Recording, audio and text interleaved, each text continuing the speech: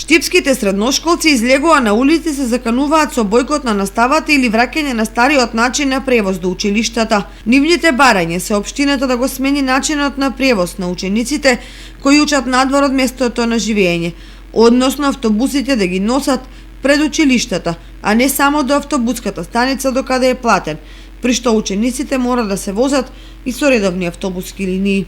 Реагираат и превозниците кои досега го реализираа посебниот превоз на ученици, бидејќи и за нив е несватливо како малолетници се возат со редовни линии, посебно навечер по завршувањето на втората смена во училиштата.